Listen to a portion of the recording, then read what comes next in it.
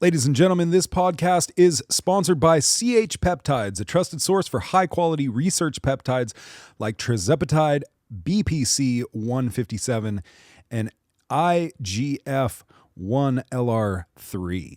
With fast shipping, consistent purity, and top-tier service, CH Peptides keeps things simple and reliable. Want to learn more or book an appointment? Just call or text 707-380-6411. And don't forget to use code LikeItOrNot at chpeptides.com for 15% off of your order. That's 15% off your order with the promo code LikeItOrNot. Products are for research use only, not intended for human or animal use. Complete Health Peptides makes no claims or promises regarding the effects of any product. Ladies and gentlemen, this episode of the podcast is sponsored by Thompson Construction, an excavating, grading, general engineering contractor based out of Ukiah, California. At Thompson Construction, they love what they do and they take the utmost pride in their work and customer satisfaction with great detail and attention to it. No job is too big or too small. Give them a call today for a quote, 707-391-7679. That's 707-391-7679. At Thompson Construction, they specialize in septic systems installation and repairs, land and site development, grading, drainage systems, underground utilities. They're OQ certified for PG&E excavation and backfill, swimming pool excavations. I mean, if you have a job, these guys can get it done. Give them a call today. Thompson Construction, 707-391-7679. Big supporters of the show, ladies and gentlemen, down at the Thirsty Axe. Wednesday night, every Wednesday is trivia night, and Thursday night, every Thursday is karaoke night. Both of those are free to attend for the public. On August 8th, they have the local boys Weevilism in there, so you might want to go check that out. These guys are up and coming and have a little group following going on there. On the 9th is DJ Tempo, and they've got a bunch of other stuff coming up, so check them out at their website, thirstyaxe.com, for all their upcoming events, or go in there, get a drink, play some pool, throw some axes, and give these guys some love and support. They are awesome people trying to make Ukiah a better place by providing some entertainment for all of us. So check out the Thirsty Axe. I want to tell you guys about DC Customs. Like we said before, if you haven't followed these guys on Instagram, you totally should. DC Customs Ukiah is their handle on Instagram. They're an off-road shop, a repair shop, a tire and wheel shop, a driveline shop, and spray and bed liners. If you need it, they've got it. Monday through Friday, 8 a.m. to 5 p.m. at 3301 North State Street right here in Ukiah. Their website is dccustoms.net. They do it all, folks. So if you're in need of something for your rig, go down there and talk to their staff. They're wise, knowledgeable, and super friendly. It's ran by a great pair of people here in our community. And just go down there, tell them your boys from Like It or Not sent you. See if they'll give you a little price break or a little quote on something they got going on for you. So that's dccustoms.net, DC Customs. Saddle up, partners, for the 3rd annual Rhinestone Cowboy Ball. That's right, it's time. Get ready for an unforgettable evening where your presence truly makes a difference. Dust off those old boots and join us for the 3rd annual Rhinestone Cowboy Ball on Saturday, September 20th at the historic Ridgewood Ranch. Proudly presented by Redwood Community Services and generously sponsored by Redwood Credit Union and Comcast. This beloved tradition is more than just a celebration. It's a powerful night of purpose, connection, and community impact. Every ticket directly supports the transformative programs and services of Redwood Community Services, making a lasting difference in the lives of individuals and families across our region. What's in store, you may ask? Savor craft beer and wine and a signature cocktail at their open bar, raising a glass for hope and healing. Enjoy mouth-watering dinner by Cook's Barbecue. Uncover hidden gems in our wine pool and live auction, and dance the night away to music from Wayward Jerry, Chad Bushnell, and Billboard #1 country duo Love and Theft. A lineup that guarantees a night to remember. Tickets are $100. Or gather your crew with a VIP table because giving back should feel this good. Reserve your spot now at redwoodcommunityservices.org/cowboyball. That's Redwood Community Services/Cowboy Ball. Let's ride into the future where every person in our community has the support they need all together. This episode of the podcast is also sponsored by Pure Blends Barbershop. If you need a haircut, a beard trim, a mustache wax, an eyebrow trim, you need to get them naughty hairs out of your ears, or you just want to leave looking fresh and clean, Pure Blends Barbershop is the place. Give them a call today, 707-472-6097, and schedule your appointment. Tell them the boys from Like It or Not sent you, and they'll give you the top-notch treatment. My name is Carter Lane. I'm Drew Nickel. Welcome to the show. Whether you like it or not. Oh my God. I think you have a problem, bro. What the fuck is wrong with you? Oh my goodness. We still got swear words in the intro, huh? Yeah. I thought you were gonna fix that. Joseph. Come on now, we're maturing as a show. Yeah, that was so 2020. Welcome everybody to another episode. I'm Carter Lane. This is Drew Nickel, and with us today is the mighty Ace Barash. Welcome to the show. Thank you so much for taking the time to come on. Really appreciate it. So, Ace is the overseeing doctor of the MAT program at McCavan. Is that correct? Yes. Okay. And tell us a little bit about yourself and your history in Ukiah as a doctor. Well, I grew up in Pittsburgh, Pennsylvania. Oh. And got to know California through my brothers who went to college out here. I had some relatives and eventually moved out, did my residency in Stockton, and then found a job up here. Wow. It was an emergency room job. And I've meandered through all sorts of medical specialties till I arrived where I am, which I never expected to be. Yeah. So did you work with Marvin? Oh, of course, yeah. In fact, he took over my practice when he came to town. He and his wife, Mary, took over my practice. Oh, wow. And it was an internal medicine private practice. Okay. Martin Trotter? Yeah. We had him on the show. Yeah, he was our first doctor guest on the show. Is that right? Yeah, back when COVID was kicking off. Yeah. It was interesting. We wanted some info. Yeah. And Marvin came on. I have a question. So is Ace short for something, or is that just a cool name you got? That was, Ace. I was named after an uncle. Yeah. When he was a kid, he had a name that he didn't like, and his uncle helped him have it changed.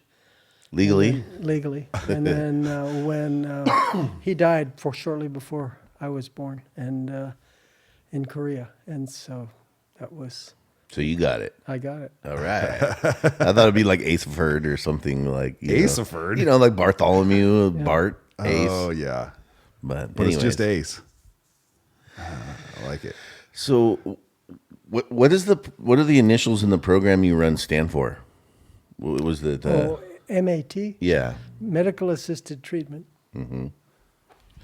Okay. So tell me a little bit about that. I'm curious. The medical assisted treatment just refers to medical treatment that you can give to help people transition off of drugs that they are addicted to. Okay.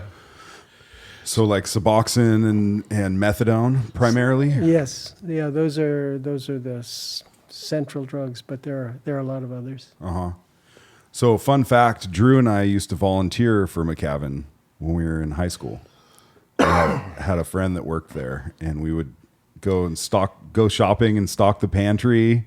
Remember that? We volunteered at the Event of the Heart a couple years with Michael Fronte and Spearhead. Yeah. My senior project was to help build like an awning outside the back there. I don't know if it's still standing. I'd be surprised.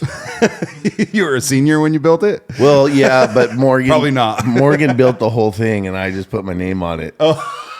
My job was to go get free wood donated from Mendo Mill and stuff. Oh, cool. So Wonderful. Yeah, there's still an awning out there that's pretty tattered, so it could be that. that was, yeah, you're looking at the guy that built that. Good. Good. Actually, Good Morgan job. built it. All right, I got the wood donated, but I said I built it. So You made it happen. when I had to stand up and present, I yeah. held the wood while he did all the work. Oh, cool. Yeah. So yeah, so we have some roots there. I was actually Santa Claus there 1 year too. Oh yeah. Yeah, I don't know why, but they were like, "Yeah, you'd be a great Santa Claus." I'm like, "I'm 17." Don't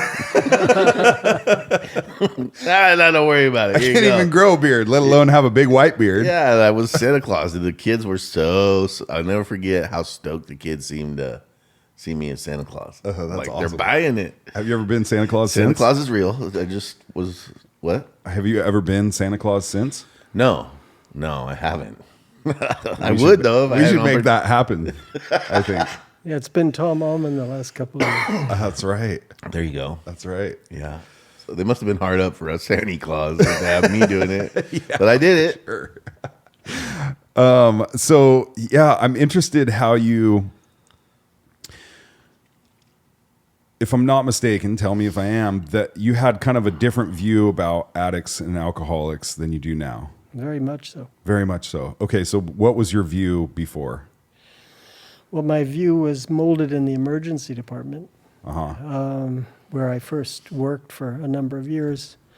And then after several iterations, I went back to the emergency room, was there quite a while. But And what were you seeing in the emergency room? emergencies, everything. Everything. People ODing. I'm sorry? People ODing. Oh, yes. But, I would say that drug-related issues were not the maximum thing, not the most prevalent thing that I saw. There were a lot of things, it's just all over the map. Mm-hmm. In fact, and some of them were emergencies. A lot of people go there that aren't emergencies, but there are a fair number of actual emergencies where you got to act. And certainly an OD is one of those. But usually by the time they get to the emergency department, they're already stabilized. And so we just have to carry it on. Because, if they do a real overdose somewhere and there's no Narcan, then they probably won't make it to the emergency room. Mm-hmm. Was that a fun environment? I mean, not fun, but was it an exciting environment to work in? Oh, yes. It Oh, seems yes. like it Oh, would my be. gosh, yes. Yeah. Yeah, it's an exciting environment, and when you're young and energetic, it's a good place to be in a lot of ways. Uh-huh. But sometimes, especially in the middle of the night, it gets a little old. Yeah. Yeah, but bet. when you're young, it's okay. Yeah. You work a shift and you get off and you can do whatever you want for however long you decide to take. Uh-huh. Yeah, so Wow. very, very flexible, Yeah. and earnings are good.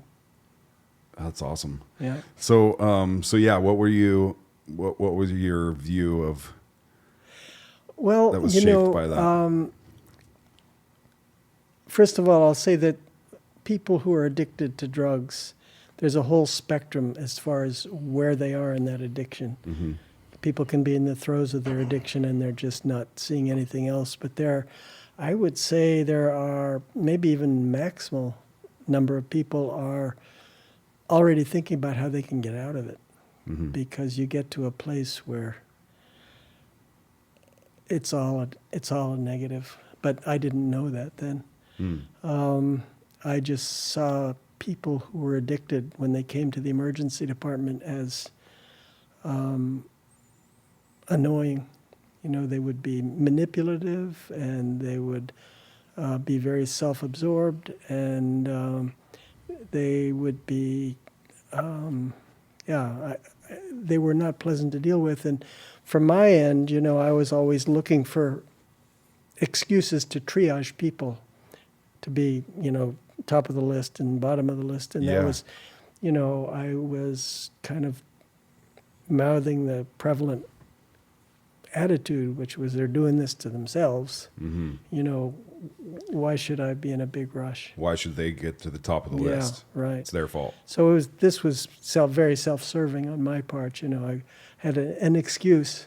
Yeah. And I didn't know anything. I didn't know anything, and Did they teach you anything about addiction in schooling, in your college, and You know, becoming a doctor? when I went to school, this was not nearly the problem that it is now. Oh, sure. There was nothing. I mean, no, it was not on the radar. Yeah. This was not a big issue.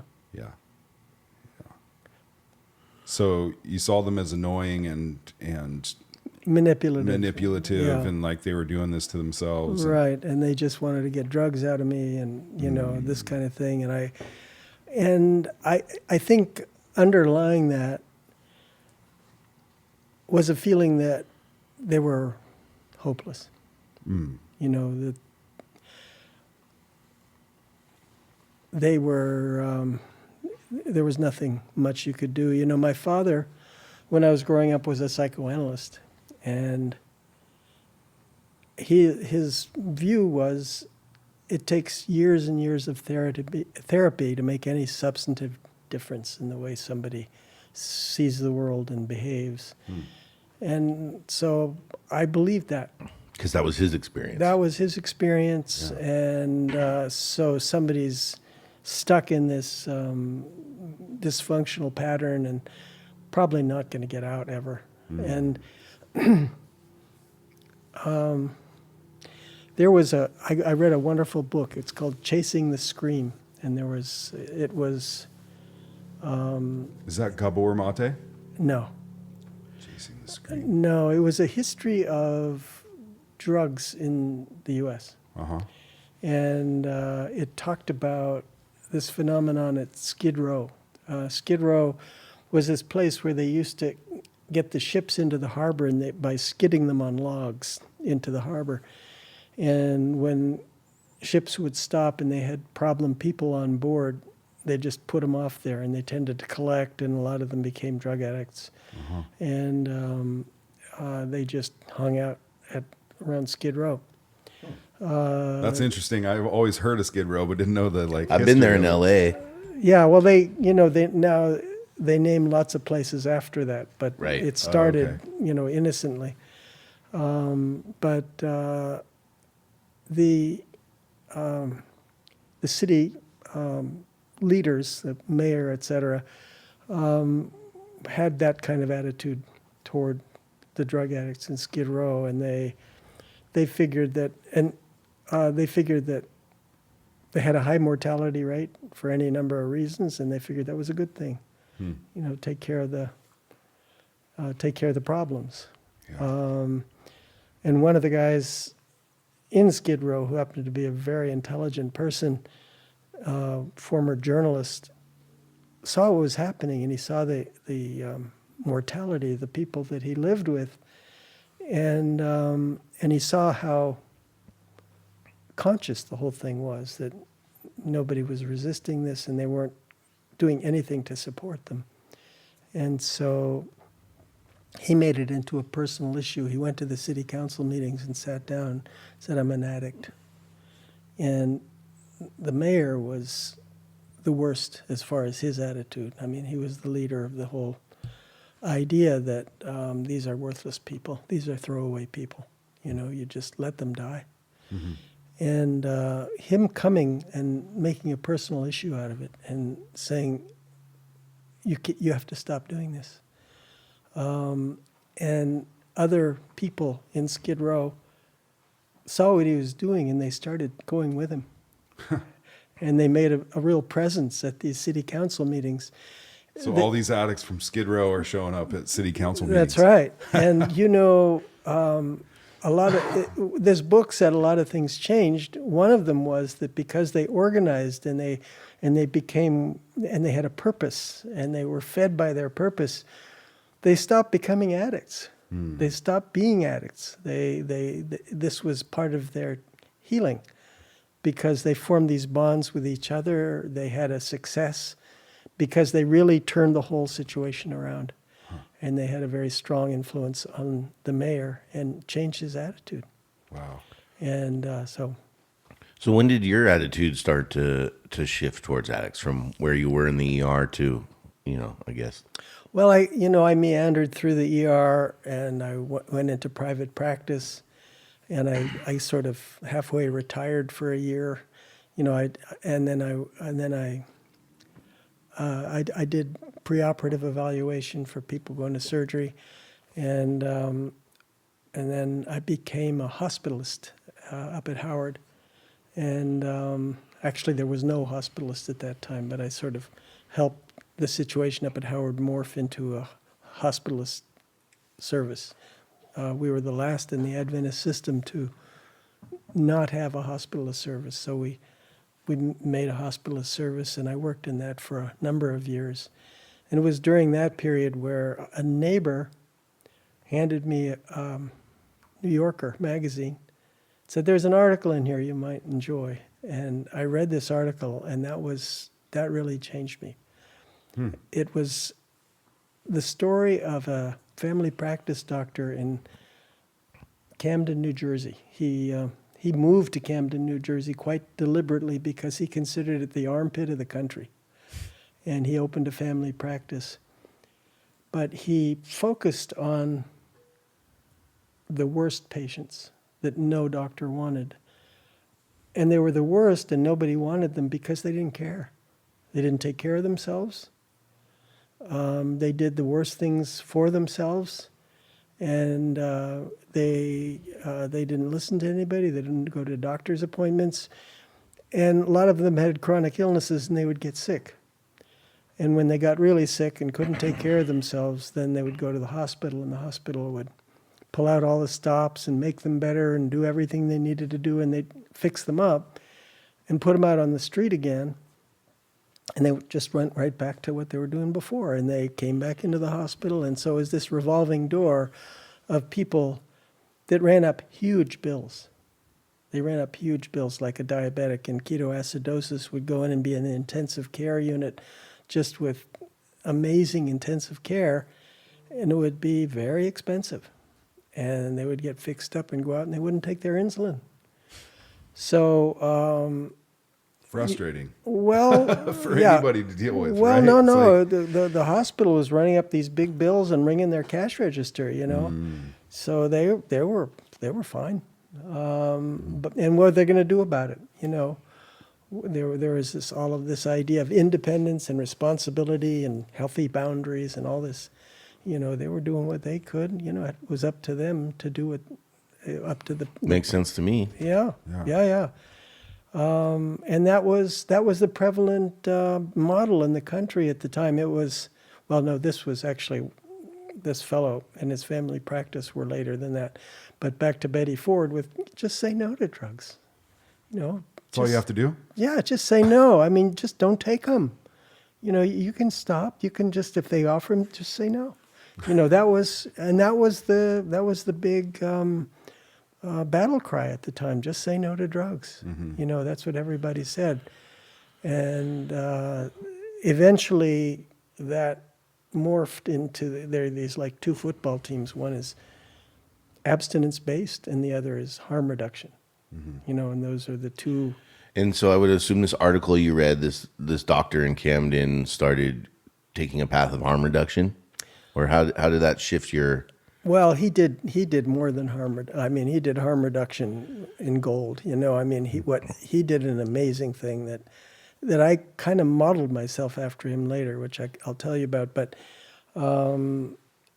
I was fascinated by what he did and the lengths that he went to prove a point. So what exactly did he do? So he took on the worst the worst patients. He took on, you know, and you can only take on a small number to take care of them as intensively as he did.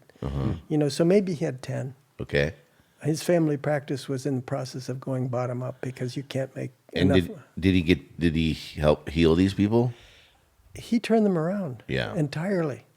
And he did it by practically adopting them.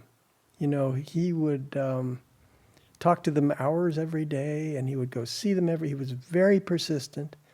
He was very respectful. And he got to know them in a very personal way. But what he did, which was amazing to me, is that not only did he do this, but he also tracked them. He tracked them financially. For a year before he met them, he would keep track of all of the expenses that went into their care, not just hospitalizations and they didn't go to doctor visits, but law enforcement and ambulances and just social workers, all of the stuff that went into their care, and he gave it a value. Mm-hmm. And then he engaged with them after a year and started his care, and he tracked them for another year. And the difference was phenomenal. In the cost. Yes, and that was the bottom line. So for example, maybe 10 people, they cost $5 million in the year beforehand, and in the year after, barely a couple $100,000. And the government sat up and took notice, and he actually changed the payment structure all over the country. And I'll give you an example that's right here in Mendocino County. There is an approach to payment called capitation. Have you heard that word, capitation? I haven't. So this is what we do in Mendocino County, and in fact, the one who's head of the capitation pool is Marvin Trotter. Oh, okay. But what that means is, it used to be fee for service. Somebody would come into the hospital and run up a bill or go to the doctor, and you just bill for it and you get paid. So they changed this, and what they did was they counted up all the money that was spent on their clients, the people who have, for example, in this county, Medi-Cal, and Partnership is specific to several counties in the area, including us. So Partnership is a branch of Medi-Cal, is a branch of Medicaid. Mm-hmm. So this is government insurance. And they counted up how much they spent last year on their, 6,000 clients or whatever. And they reduced that by a little bit. And instead of doing it fee for service, they said, okay, at the beginning of the year, this is how much you made last year from these clients.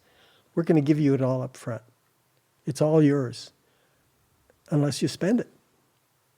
So it all of a sudden fell on the hospital to discourage people from being admitted. And the only way they could do that is actually take care of them when they were not in the hospital. Huh. So in Mendocino County, we have a group called the Compass Team.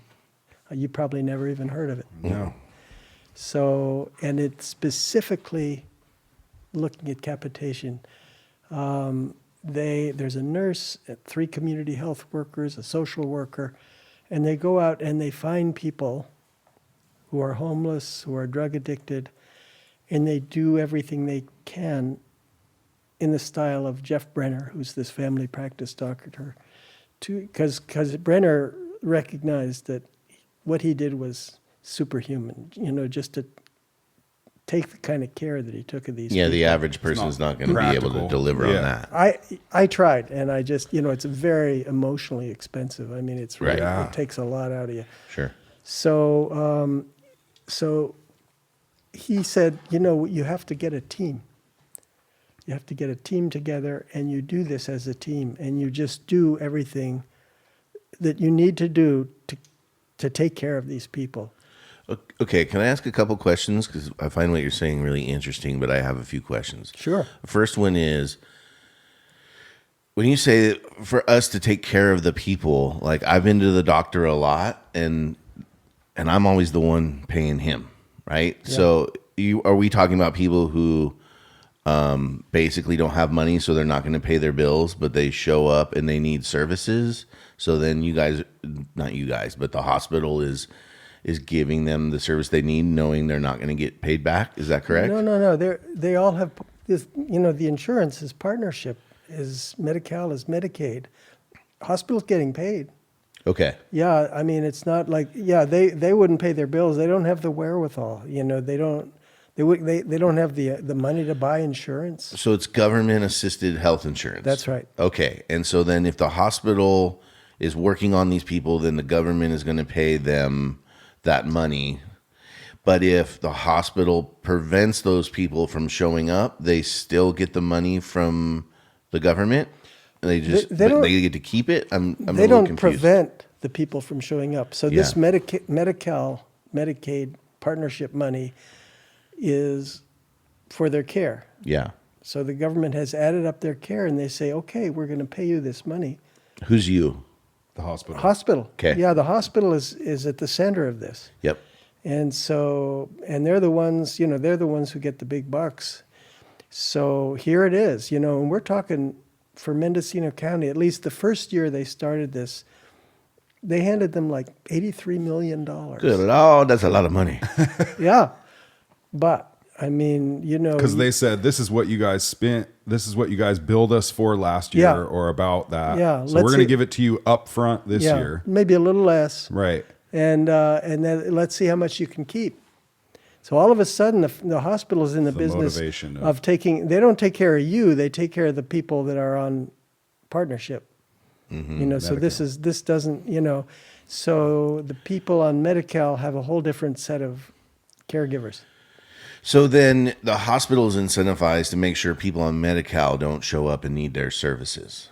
Right.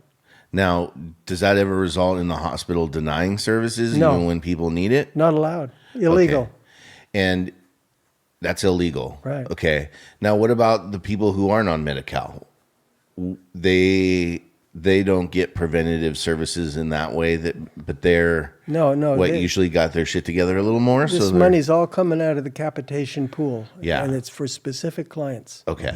And if you're not one of those clients, no, it has Forget nothing about to- it. you don't have anything to do with that. Yeah.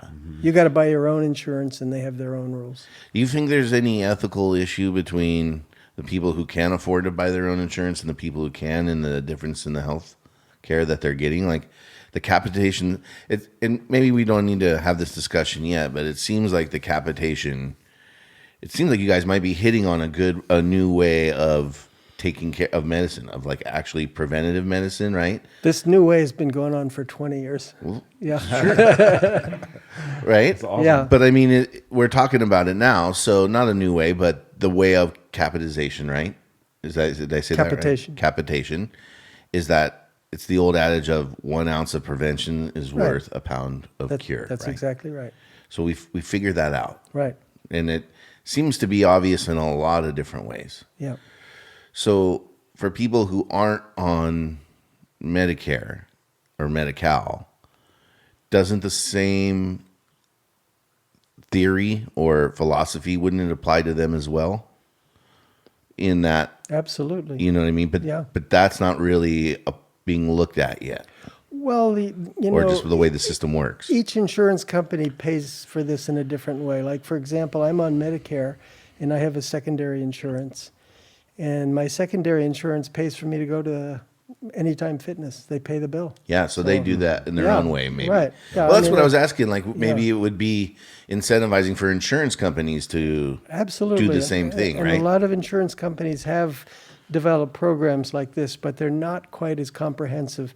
I mean, they've been, Jeff Brenner kind of called the tune on this one, and they made this the most comprehensive because these are the most difficult to take care of. Yeah. Like, for example, you make them a doctor's appointment, how are they going to get there? Mm-hmm. They might not be able to drive there, or they might be all sorts of barriers in their way. There are lots of barriers. Right. And so the Compass team does whatever they can to remove those barriers, and that's what they call low barrier. Because you got to make them able to do whatever they need to do, and you got to help them. You have to drive them to their appointment if you need to. You got to go help them buy their meds. You make sure they can get their meds. You make sure they're taking their meds. So it's every aspect of this. You become their mother. And that was Brenner that kind of started that. That's right. That's and right. off of that article, and And not only did he keep them healthy, but and this is the key part, he reinvigorated their self-respect, which, that's what blew me away. That's what really got me, because, suddenly they were self-sustaining, and they turned around, and this is what I'm seeing at McCavan, and this is what sustains me. This is what feeds me. wow. Is watching these people after my father, years and years, but We're talking not that long, a year or two. Of course, by the time they come to me, they're already motivated, Yeah. in which I can tell you that story too, but go ahead. Yeah. I think about it.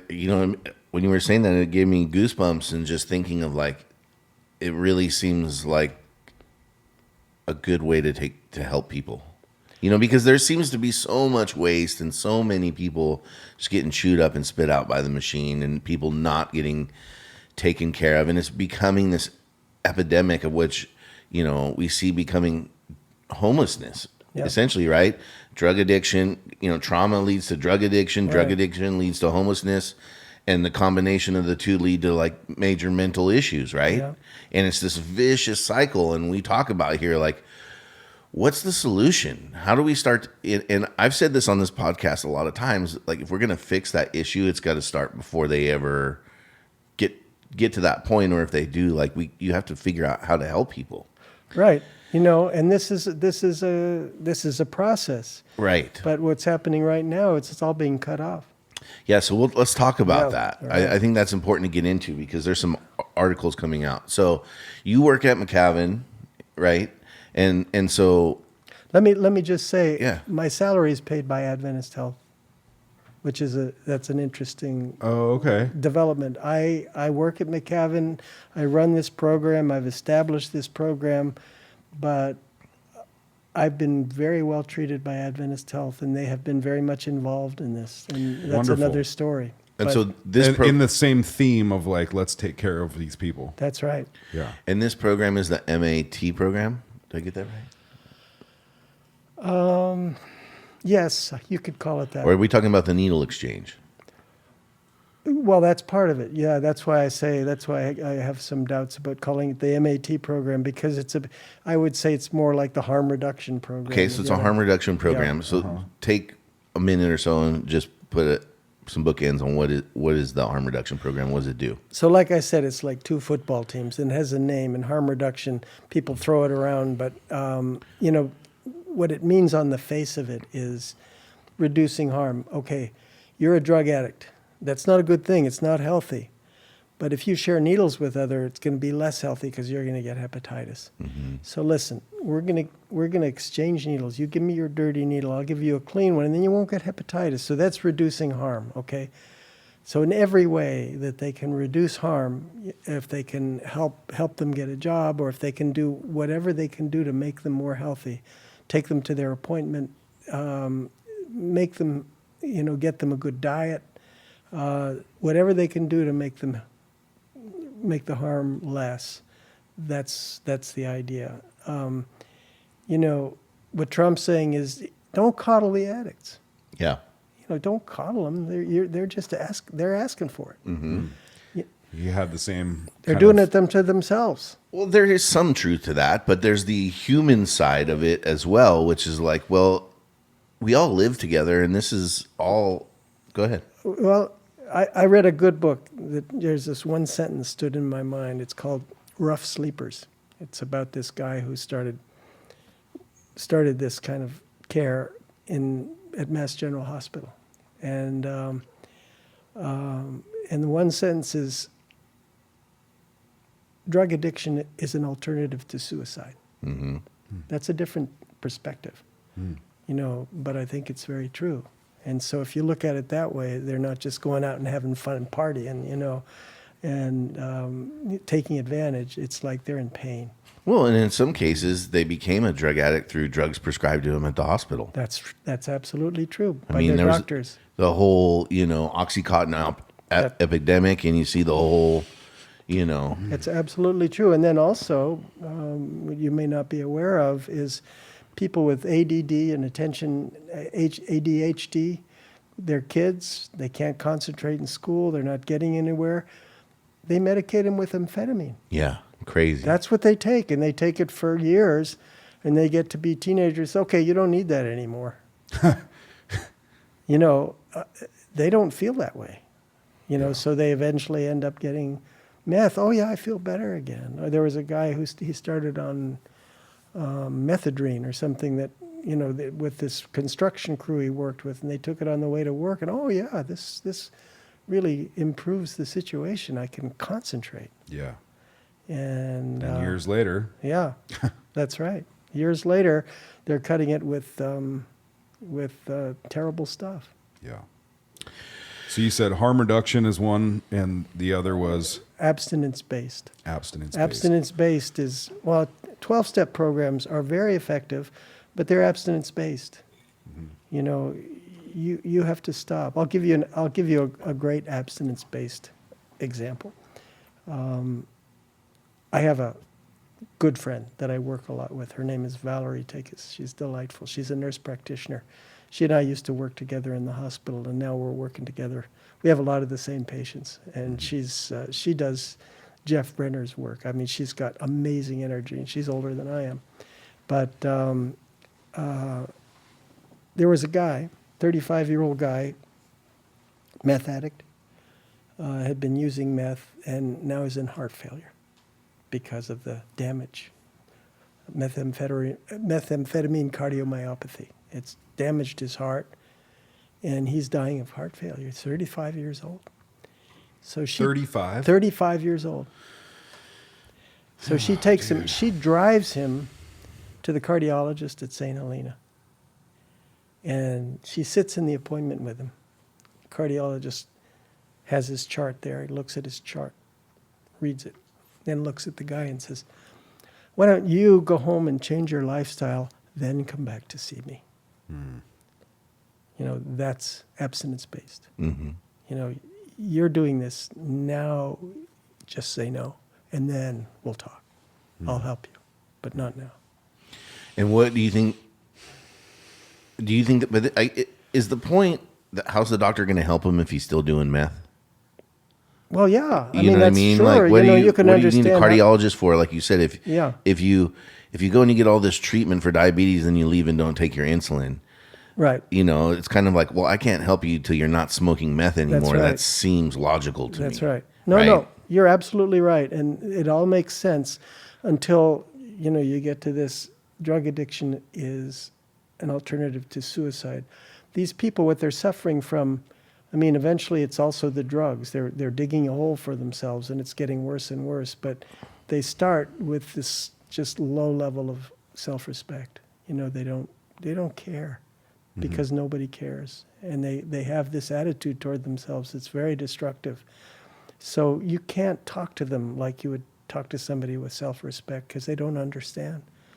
So he's basically saying, go home and get some self-respect and That's then right. come back and I'll help you. Exactly. And he's like, well, that just lowered my self-respect even more. That's right. Precisely. You got it. Man, what a I know. what a freaking mess, huh? Yeah, well, exactly. But I mean, so that's why I was so fascinated by this guy turning that around. I didn't think you could do that. Yeah. Because your attitude before when you were in the emergency room was like you triage them low because they're doing it to themselves. Yeah. Why don't you go home? I would have, that could have come out of my mouth. Yeah. Now, the 35-year-old guy whose heart's failing from doing meth, he had the woman who was in his care, right? Right. So he kind of had a little bit of both sides going on. Oh, no. She took care of him. It didn't get left at that. Yeah. If she weren't there, it would have. Right. But he got better.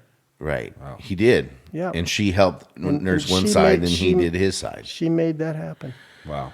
There you go. I mean, so the thing is, once you start removing those barriers and the person starts to get a little bit better, like you're saying, and can form those connections and find some sort of a purpose, then their self-esteem goes up, right?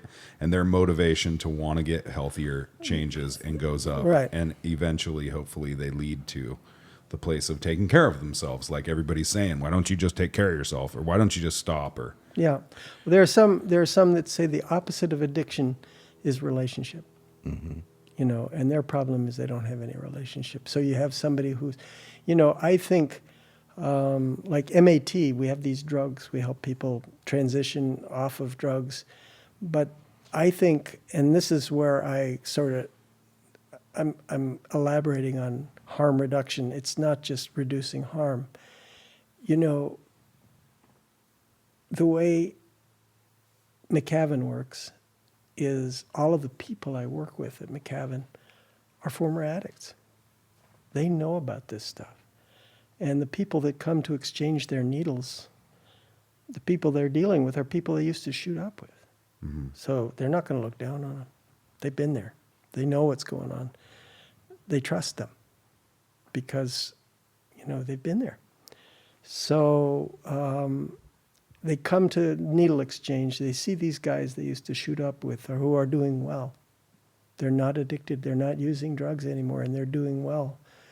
And, you get to a place, it's sort of like drinking coffee. You drink coffee at first time, and it's just like, wow, this is wonderful. And then you more and more coffee just to get yourself going. And it just doesn't work anymore. And people drink coffee going to bed, it just doesn't. You get up, you drink coffee to get back to baseline, not to get high. Whereas it didn't start that way. And I think the same thing happens with any of these drugs. So let's talk about the needle exchange or like you're saying this is all at risk of going away. Yes. So who funds it and where's the money come from and what's the talk of making it go away? And let me just say, just before I go on, when you say making it go away, there are people who work at McCavan who say this will never go away. Sure. I am, they are committed. And to me, they truly believe it's making a difference. They feel like they're crusaders, and they do, it feeds them. Do you think that a needle exchange, providing clean needles to drug addicts, do you think that that's helping you reduce the risk of HIV and hepatitis A and B for sure? Yes. Do you think it's helping reduce addiction and people on drugs, or do you think it's the obvious thing let me I'll continue my story because Okay. I'll address that. Great. I think that I don't.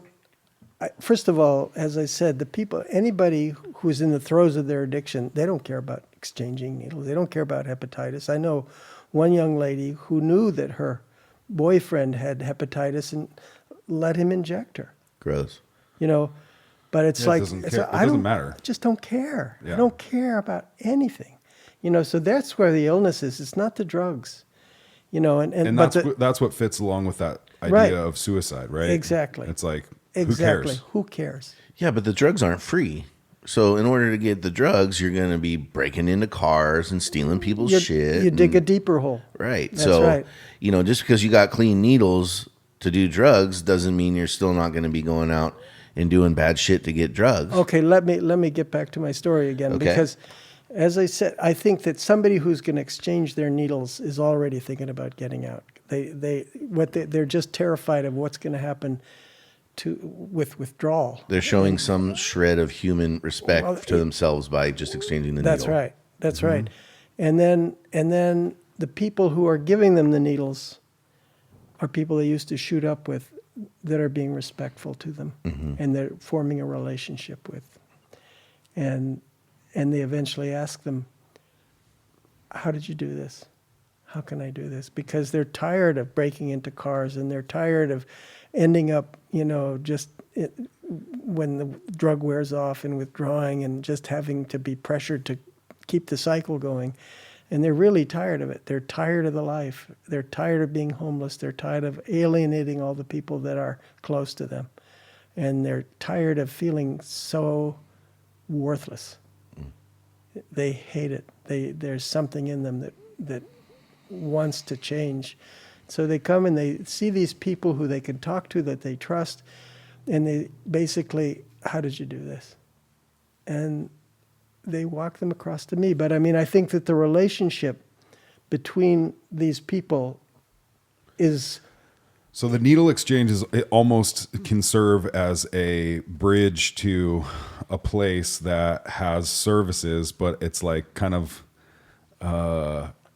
up to them, right? And once they kind of get to this point, they already have that relationship with the needle exchange established so that they can be like, okay, how? Well, I think the relationship between them and the people giving them the needles is what's making the difference. This is what's restoring their self-esteem.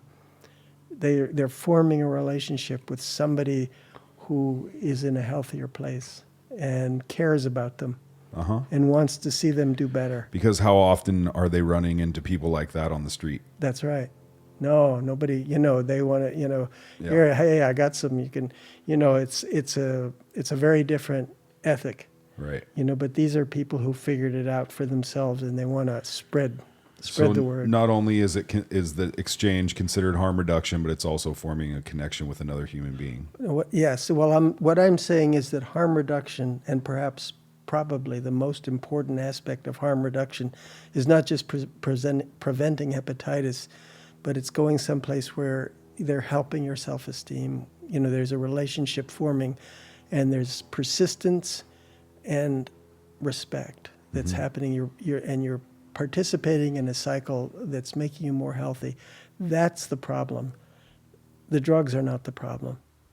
And so, where you say harm reduction, it doesn't really refer to that, but that's what's happening, and that's really what's important. Got it. Yeah. I have a couple basic questions because I've always wondered this.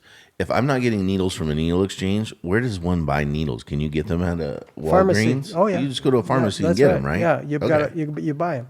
Okay, so you can just go buy needles. Sure. Second question, who's paying for the needle exchange? Like, how is that funded?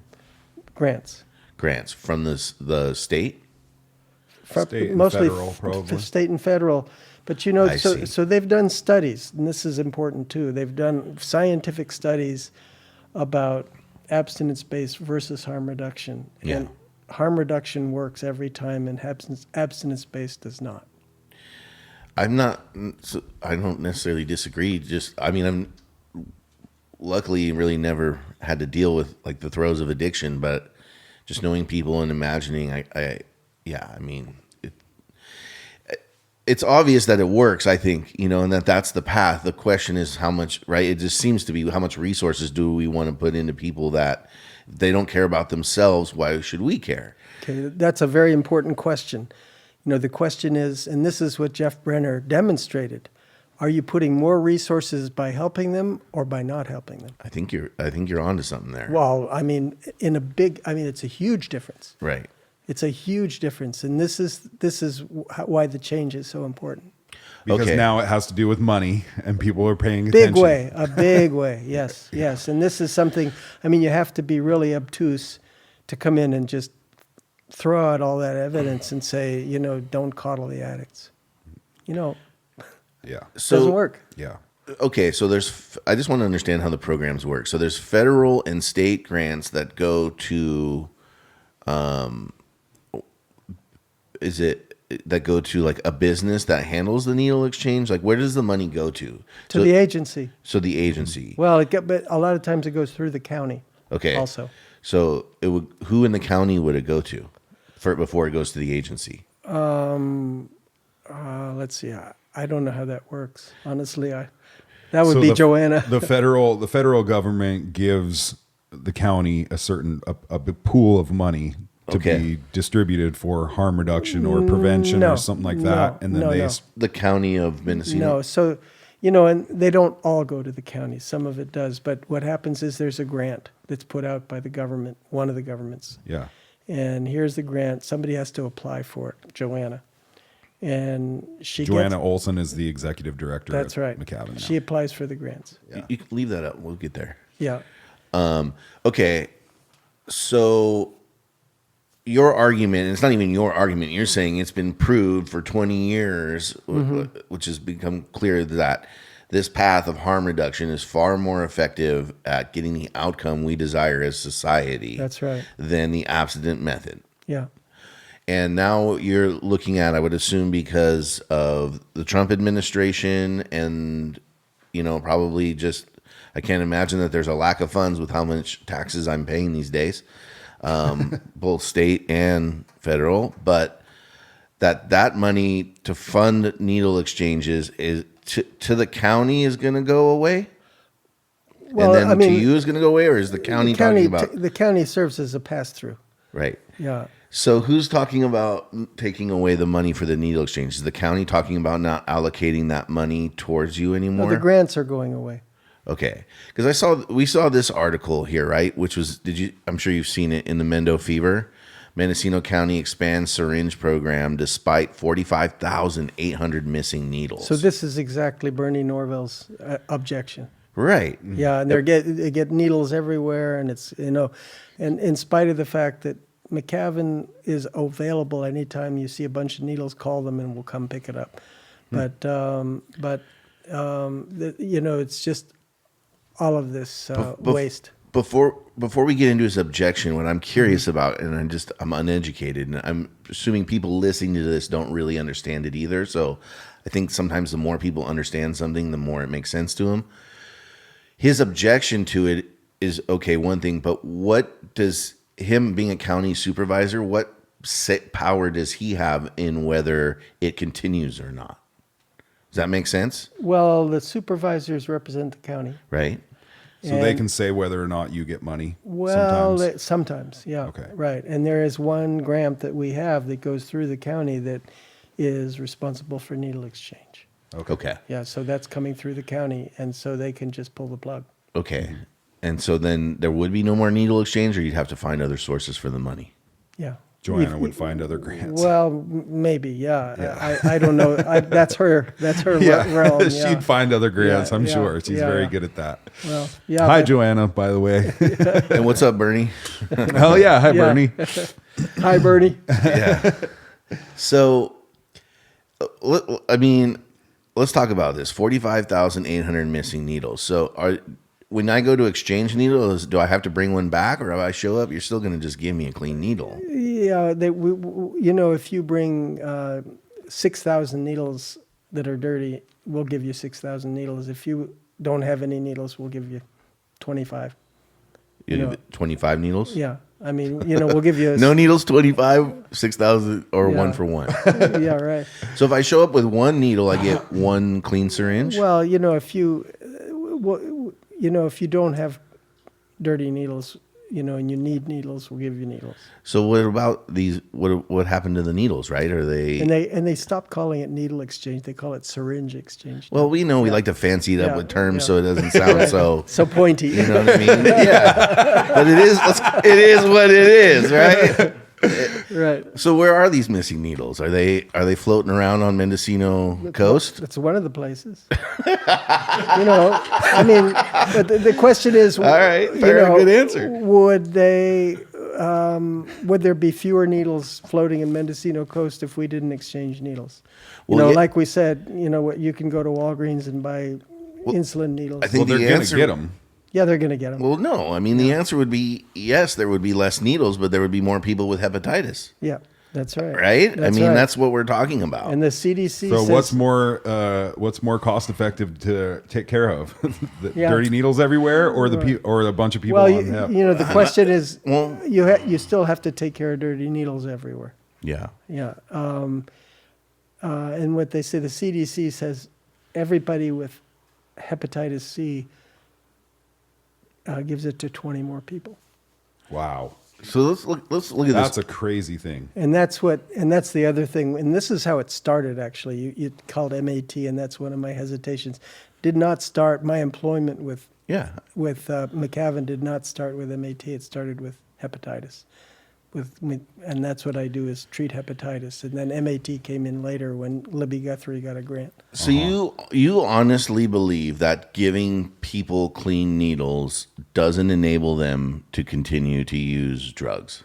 Oh, it does enable. It enables them. It just enables them to do it more safely. But the other thing in the subtext is, it enables a relationship between us as well. Mm-hmm. Yeah. Let me read this article a little bit. I kind of scanned it. I'll just see what he says here. A heated debate over Mendocino County's needle exchange program erupts at the July 29th Board of Supervisors meeting. Were you there? Yes. Okay. I have my address here, but As officials question whether harm reduction is doing more harm than good, 4th District Supervisor Bernie Narville warned the program may be making illicit drug use easier and blamed it for the flood of discarded syringes showing up across the county. So is there a flood of discarded needles showing up across the county? yes. Okay. Defending what public health officials call harm reduction, where the heads of Mendocino County Public Health and McCavan, that's our guy Ace here, right? And Joanne, I would imagine. Yeah. The Mendocino County AIDS Viral Hepatitis Network, which runs the local syringe access program and describes itself as a care and prevention network. The flashpoint came when Norville pulled item 3AQ from the consent calendar. What was item 3AQ? Do you remember? Yeah, that's our grant for needle exchange. So he pulled the grant from the consent calendar, typically a rubber stamp section for routine contracts. The items proposed an additional $100,000 for McCavan. By flagging it, Norville signaled it wasn't business as usual. What do they mean by that? Norville signaled it wasn't business as usual. Usually they just approve it without any. Right. And he's saying, wait a minute, no, not so fast. Yeah. Yeah. I struggle with harm reduction, Norville said, launching into a broader critique of the philosophy where we are in an unfortunate position where making illicit drug use easier and less damaging rather than actually helping people. And so the argument here is obviously, well, it is helping people. It's just not helping needles not be where normal people are, which then becomes like, do we want to help people not get hepatitis that are drug addicts, or do we want to make sure we don't have needles washing up on our beaches, shores, lakes, picnic areas? The question is, would any of that change if you stopped exchanging needles? Because like we said, you go buy them at Walgreens. All the needles don't come from McCavan. And if McCavan stopped giving out, we make it easier to get them. If we stopped giving it out, they'd still get them. And they would still wash up on the shore. So They'd just be dirtier. Yeah, right. I mean, I think right, they'd be shared. right. Yeah, Because you're not going to stop somebody from getting them. right. Can you get them at the hospital too?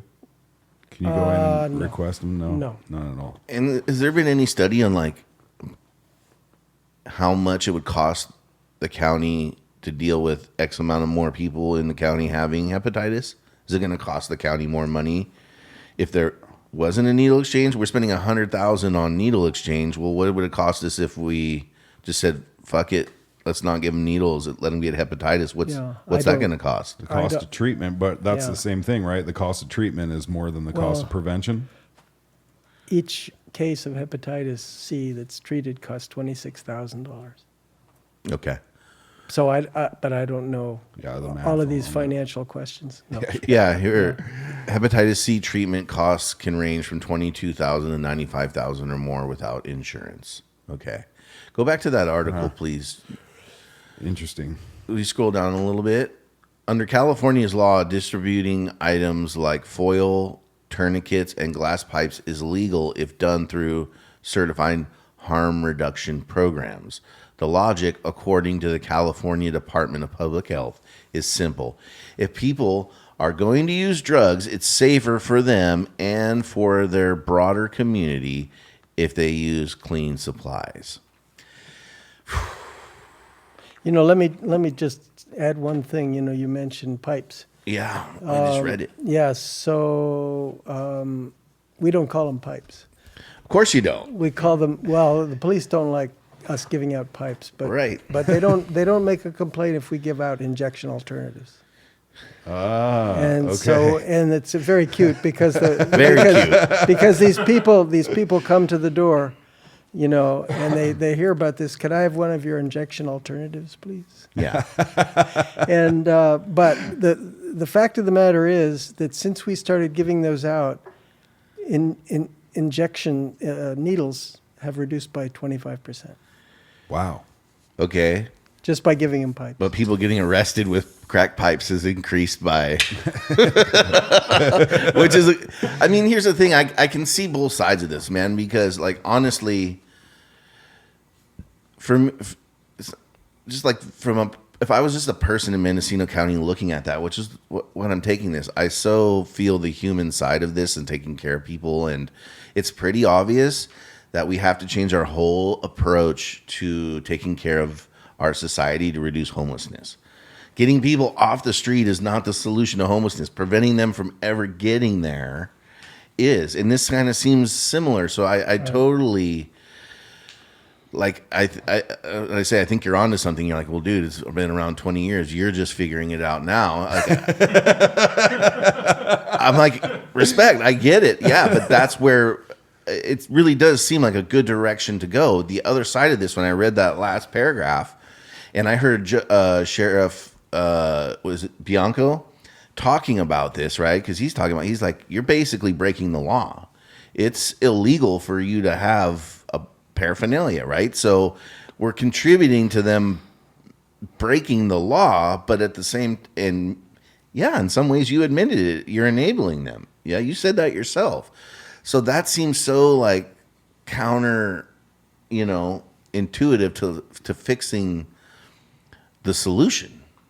But I don't know. There is no easy answer here. And obviously what we've been doing isn't really working that well, I mean, well, I think it's hard to logically figure out this problem because it's not like a one answer problem, and it's not black and white. Yeah, because I see Bernie's point too, to be honest. Of course. He's making a logical point there. And I like Bernie. I think he does a great job, and I understand where he's coming from. So, and like you say, it's not obvious. And I think that a good example is, here we had all of our mental health care and understanding, and my father, and nobody came to this conclusion that this guy did by going in a completely counterintuitive direction. Yeah, it's like, but oh my God, he did it. He really changed things, and and this is part of my job and where I work. I'm doing it. I see it happening on the basis of what I'm doing, and it's exciting. Yeah, it's wonderful. I would do it for nothing. It's fun to see people responding.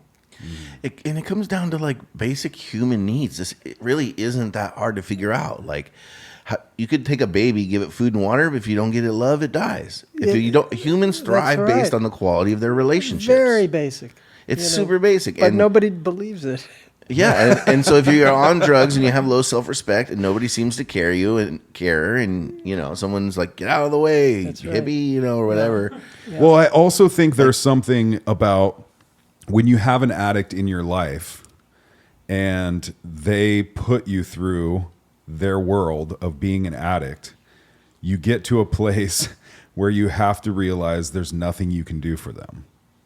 Right? Like when you're dealing with other addicts and alcoholics that are very close to your family members or whatever it is, right? Yeah. And you get to a certain point where you have the realization like there's nothing I can do besides be here when they are ready for help. Mm-hmm. And so I think a lot of the public has that kind of attitude or experience of having an addict in their family and being like, there's nothing we can do for them, And I think that leads more into the stigma of like, there's also an overwhelm. Addicts and alcoholics are just fucking helpless. Well, there's also an overwhelming frustration that those of us who aren't addicts and are functioning and contributing in society are dealing with the fallout from people who don't.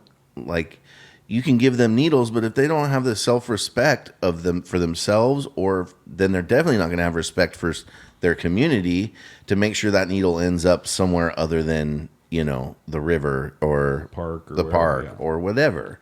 So that's the problem. We're giving people things who don't respect themselves, even though we're using that as a tool. You're using that as a tool to maybe start to garner some respect.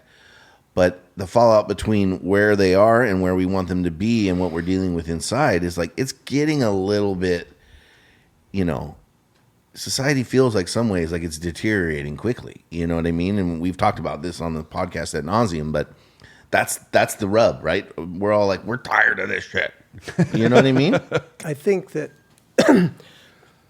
it's a question of what's everybody sick of, and it's what you're implying is that the problem is drugs, and if we just got rid of all these drugs, the problem would go away. But I think I don't think that's the case. I think that there's an underlying problem, and it's a cultural problem, and the way it's a very basic thing, the way we live our lives. And there are lots lots of ways, and this gets too big probably to talk about here.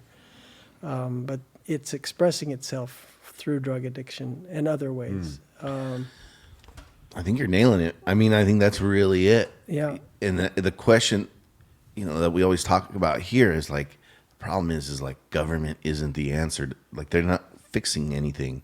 It really starts with homes and people and the quality of the society and the relationships. And Trotter talked about that a lot when he was on here. It was like, getting out and playing basketball as a kid and having something to do That's as opposed to sitting around and Soccer. Soccer. His big thing is yeah. soccer. Yeah, this he is a big- loves Loves soccer. He wants to be able to soccer field on every corner. No, well, there was an article about Iceland and the drug problem they had up there. Yeah, and he referred probably to talked that. to that. Yeah, Yeah. And he's doing a great job. I mean, I think everything he says is right. So Maybe not everything he says. No, right. Yeah, but the question is the big question is how do you approach this problem? And different people, it's a huge problem, and drug addiction is just one aspect of the reaction to it. And but I mean, I think that what happened in Iceland is a great example. I mean. Is drug addiction a lack of soccer? But it's a question of relationships and healthy life and recognizing what's important. It's and connecting to the things that make this world beautiful. That's right. Exactly. And recognizing that it is a beautiful world and that we get in our own ways of being able to see it. And I think that what helps you see it is being fed. Was what I call it, is just where, Well, what about the study, was it called Rat Park? Have you heard about that study? No. So they have these rats that they put in a cage, and they put water in one dropper, and they put infused drugs in the other dropper.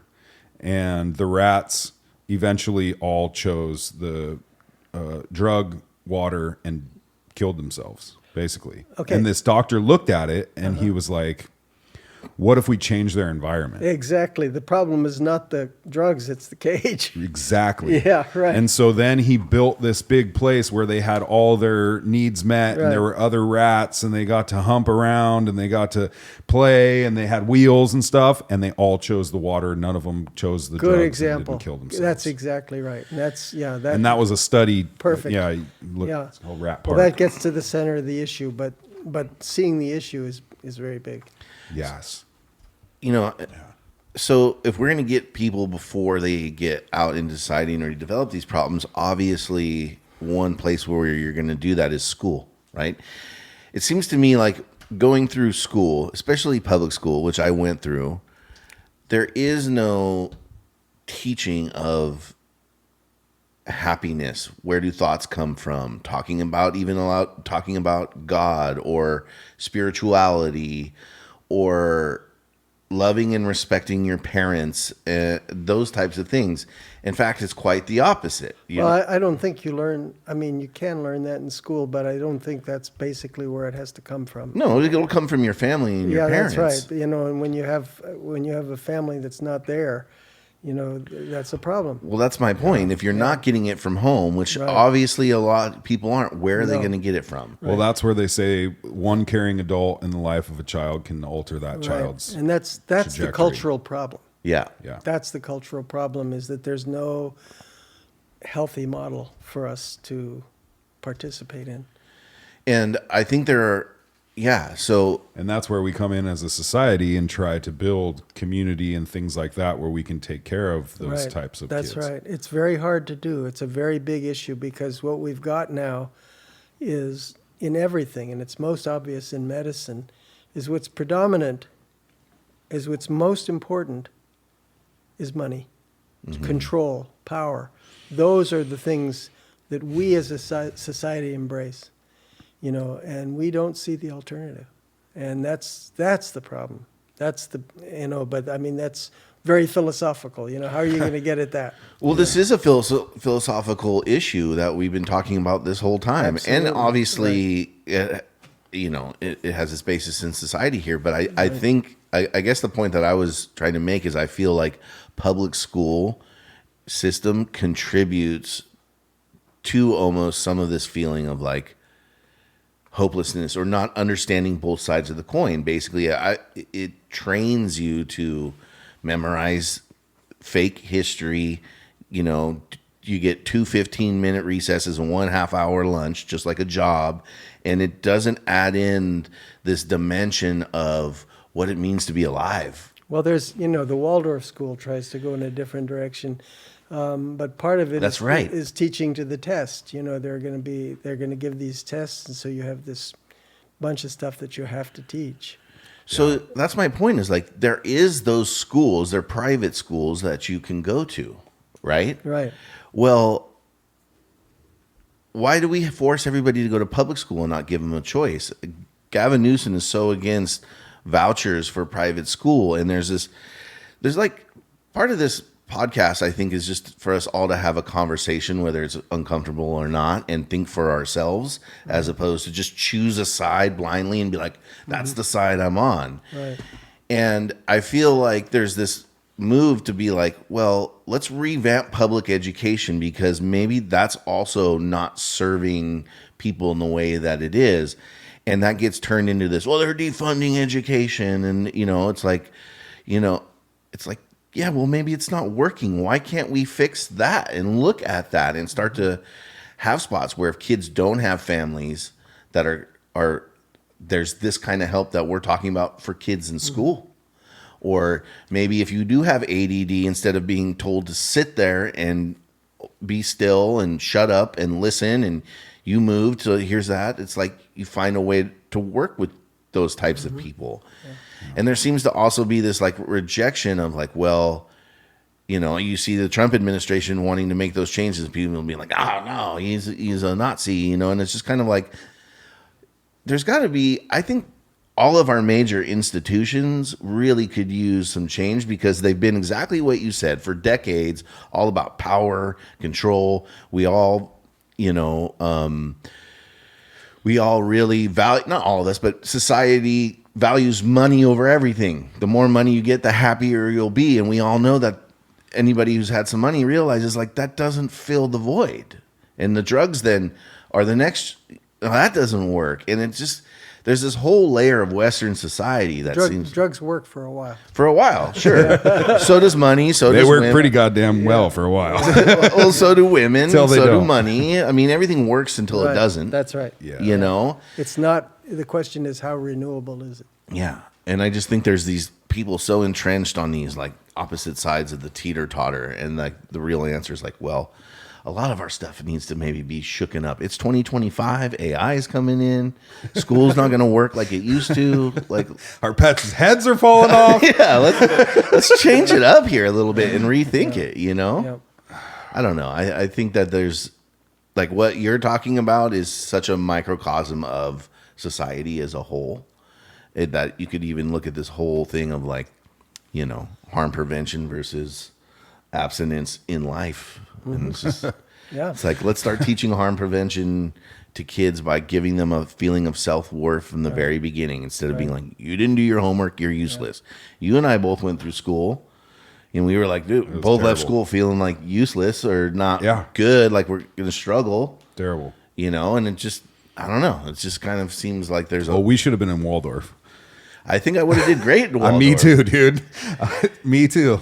Because it's only like after I got out of school and I had the ability to do what I wanted to do in the direction that worked for how my brain worked and how I worked, I could figure out how to work for myself, that I really started feeling like, oh, I'm thriving in this environment because I was never a good student, like, the way you were judged on it. And that does lower your self-esteem. And then if you're not getting it at home either, I can only imagine that's like the perfect mixture for dropouts and drug use and, you know what I mean, escapism and all that kind of stuff. But I don't know. There's no easy answers. So You brought your, what was this that you brought? Oh, it's the talk I gave to the supervisors about, what we do at McCavan. That's and that was at that meeting. Right. Yeah. So let's maybe talk about that, and we can kind of let you finish saying what you want, like, or wrap it up. But so what was your basic pitch to the board about what we've been talking about, or No, it didn't get that deep because, there was You had 2 minutes. Yeah, right, exactly. oh yeah, they gave you the old 2 minutes, Yeah. huh? That's why we have this long And then- podcast so yeah, we can tease right. out what's And then really going on. And then I got cut off anyway. Yeah, right. Oh, I've been there, dude. I know. Right, yeah. All right, cut next. off all the time. Yeah, they see him yeah. coming, they cheat some seconds off the clock for you. So you basically were just standing up and saying some abbreviated version of what we're talking about. Yeah. And did they didn't respond to you? They listened and take it in. No, it was 4-1. I mean, Bernie was the only one that voted against us. Okay.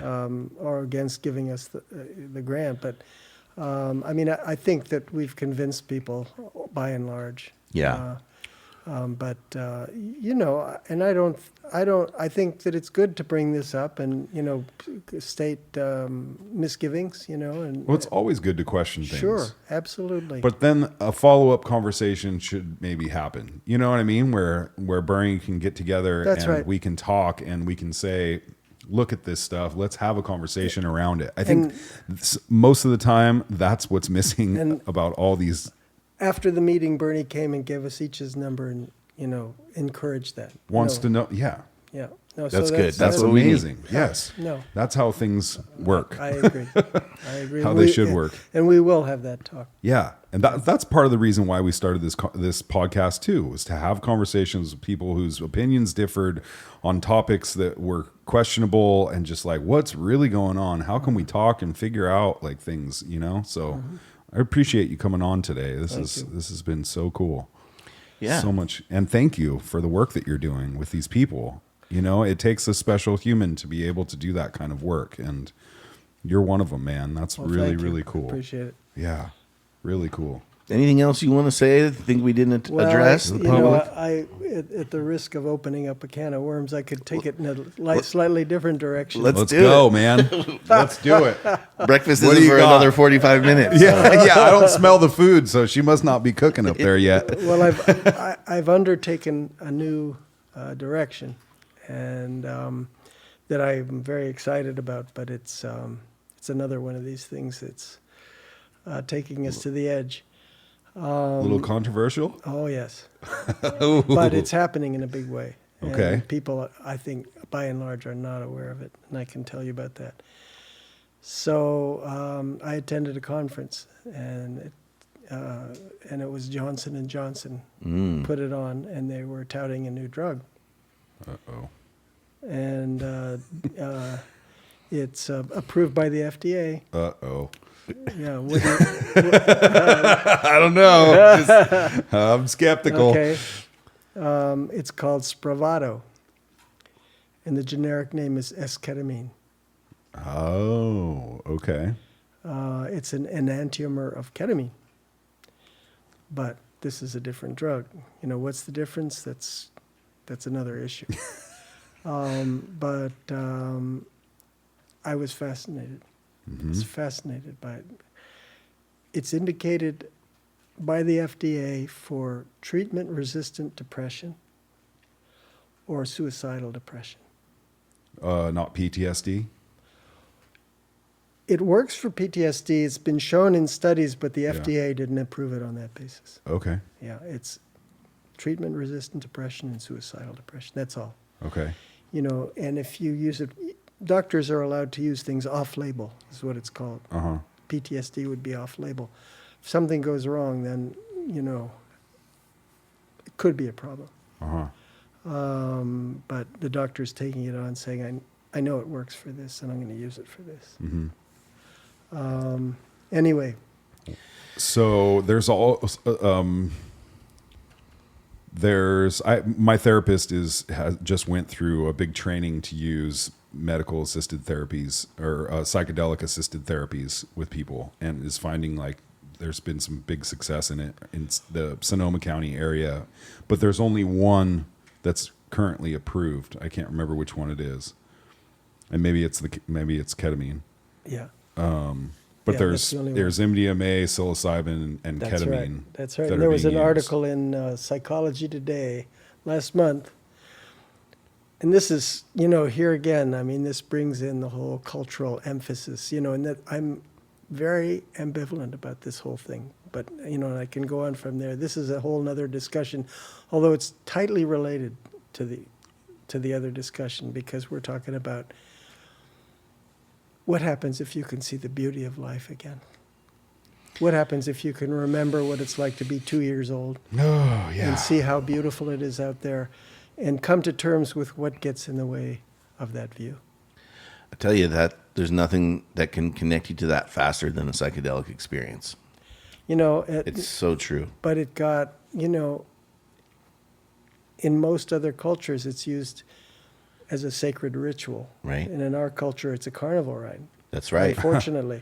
And, That's a very good comparison. You're nailing it, dude. and, Yeah. and then in our culture, instead of learning from it, you use it again and again and again and again, because that's what you got to pound it into yourself, but you don't, the learning's not happening, and that's what I'm afraid of. And I'm afraid that, anyway, Yeah. I can go in 17 different directions with this, but Yes. but I mean, it gets at the central problem, and so this fits together very well with harm reduction.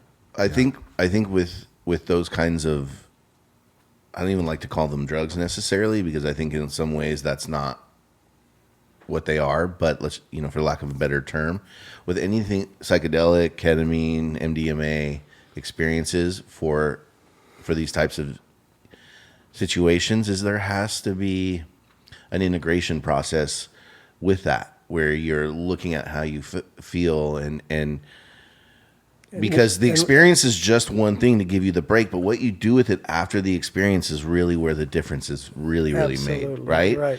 So my wife and I run ayahuasca retreats in Colombia. There we go. Yeah. Yeah. Yeah. And the part of the reason is for her, she was at a point in her life where she was not happy. She had gotten divorced and was, doing drugs and partying and probably just not having the level of self-respect that she had. And she went and drank ayahuasca and instantly was told, like, you're not respecting yourself. You're worth so much more. You're so much more valuable than this. What are you doing? And there was that experience that changed her whole life back. Now, she wasn't on the streets or anything, but was indefinitely going down a place of not being happy and self-destructive. And I think that this is, what we're talking about again is cultural values. Yep. What's important here, and when you see what's important, then it's undeniable. But now listen to this. What's the difference between esketamine and ketamine? When you read about it, it's not real clear. But I'll tell you one big difference. You can get ketamine for $2.50 a dose, and esketamine is $1,000. Yeah, well, $1,000. So let me tell you, this article in just go with the ketamine. this article in Psychology Today is all the drug companies that are lining up behind each of these drugs that you mentioned. And it's all going to come out. It's all going to be FDA approved, and it's all going to come out in 2026 and 2027. Each one's going to have a drug company, and they're going to charge a fortune for it, and they're going to have all of the, so. Oh yeah, nobody was behind it if there wasn't any money, but now that there is, they're well, like, there sure. you go. So there's where the values are. Yeah. Yeah, that's why when you were saying Johnson and Johnson and a new drug, I was saying, That's right. because that's exactly. Well, that's that's what's their happening. motivation. But like with ayahuasca and the dozen different drugs that come out of the Amazon frogs and plants, Yep. the drug companies can't control all of that. That's and it. So there's going to be a coming to terms that it's not going to be a pretty thing. I've seen, I've seen firsthand multiple times what you're saying of people showing up struggling with addiction or a lack of self-respect is what it Right. boils down That's to, right. a lack of relationships. Right, which applies to each of us And- as well at some point. And so, and you have to decide how you're going to pursue this. And I've seen them go through a process with ayahuasca, what my experience is in, and come out of that experience and never drink again. Yes. I've seen it firsthand after because- years and years. Yeah. Now that maybe not just one sip, but after a process of working through it, I've seen it. And the whole mindset of realizing the value that you have because of that connection outside of your lens, breaking that thought pattern for even a few hours, it's so powerful because right. it's hard to forget once you experience That's it. right. And even if you go back to the previous behavior, the seed's been planted and it's even more. That's right. There's so much power to that. Yeah. It's really cool. Yeah. Yeah. Yeah. And you asked me about what changed my way. Well, it was planted actually when I was about 21 years old. And I was studying anthropology in Indonesia. And somebody cooked this omelet with some mushrooms in it, and all of a sudden, I had one of those in Indonesia too. is that right? Well, I mean, It was a smoothie, but yeah, it's just, I remembered what it was like to be a toddler. Right. And what things looked like. It was not new, it was familiar. see the beauty in the simple things. That's right. And it's like, how did I get off this track? Yeah. And Yes. I think when you know that it's there and it's always there, and the only thing that gets in your way of seeing it is a lot of mistakes. Yep. And our culture is based on these mistakes. And so it's very tricky. Yeah. And there are lots of people, and I think that those drugs in the 60s changed the world. And I think we're still contending with that. Yeah. Yeah. I totally agree. So interesting. Yeah. One of the things that helped me see the childhood in myself again was having kids of my own. because sure. because here you are with this like Right. pure being, Yeah. right? That like just was born and like you start experiencing things through their eyes. Yeah. And it's like a whole nother change. Right. And then they get into junior high and they're worried about what people think about what they're wearing. And it sets it, you go down this different road, yeah. and a lot of people never get off that road. Yeah, you're right. You nailed it. Man, I feel like we covered a lot of good stuff. Yeah. Great talk. Yeah. Thank you again so Oh, much yeah. for making You're time welcome. for us. Sure, I really I enjoyed appreciate it. Yeah. If people want to know more about McCavin or about what you're doing, where's the place that they can get that information? Oh, at McCavin. At McCavin? I'm happy to talk to people. Where's it located?